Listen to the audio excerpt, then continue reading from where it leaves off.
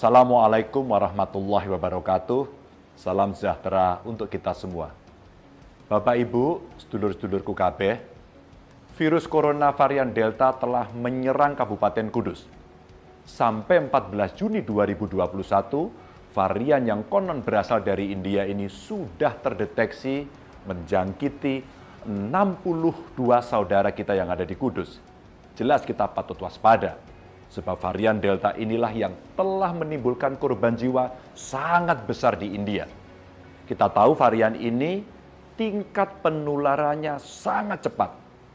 50% lebih menular daripada varian lainnya. Bahkan di India pernah menyebabkan penambahan kasus 400.000 lebih dalam satu hari.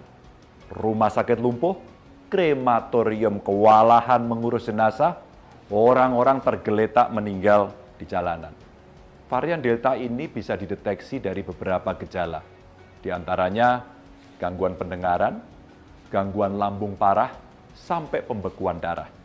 Bapak Ibu, besar kemungkinan jumlah yang tertular varian Delta di Kudus lebih banyak dari yang kita temukan saat ini. Dan sangat terbuka kemungkinan varian Delta ini juga telah masuk ke daerah-daerah lainnya. Analisanya sederhana. 62 kasus varian Delta yang terdeteksi itu adalah hasil uji laboratorium dari 72 sampel.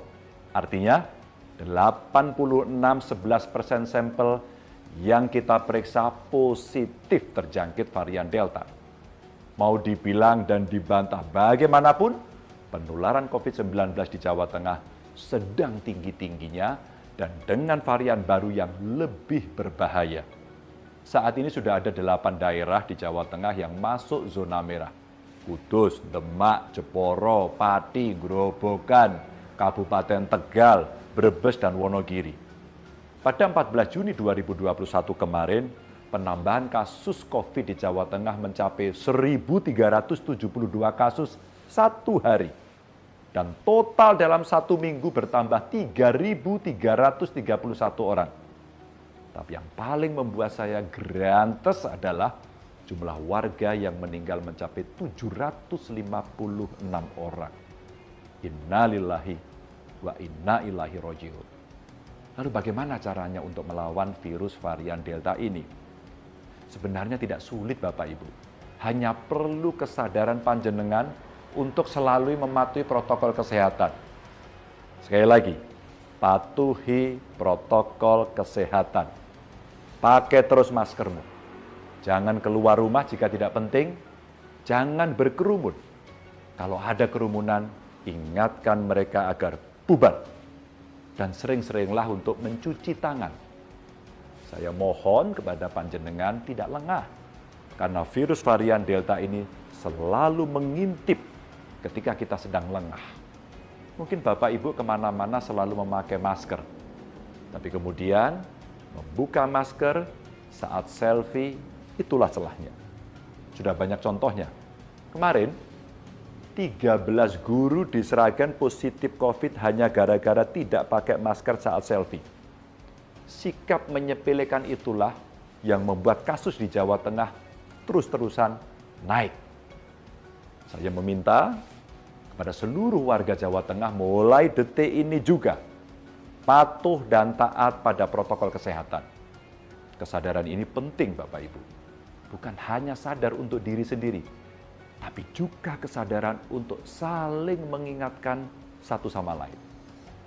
Seluruh pemerintahan di setiap level juga saya minta agar selalu mengingatkan warganya untuk taat protokol kesehatan. Untuk teman-teman bupati yang daerahnya masuk zona merah, silakan buat kesepakatan bersama bagaimana mengatasi pelintas batas, orang belanja, orang bekerja, dan lainnya.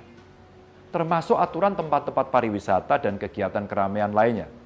Jangan sampai ketika satu daerah menutup pariwisata, daerah lain justru membuka. Kalau perlu, gerakan di rumah saja kita lakukan agar segera memperbaiki keadaan.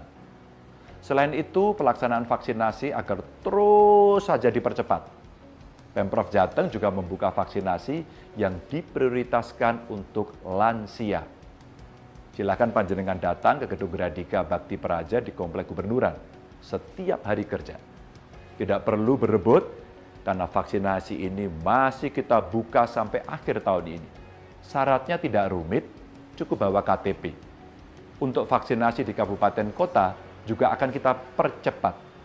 Kemarin, Menteri Kesehatan telah menyetujui penambahan vaksin di Jawa Tengah. Semoga ikhtiar kita bersama segera membawa kita keluar dari pagebluk ini. Terima kasih.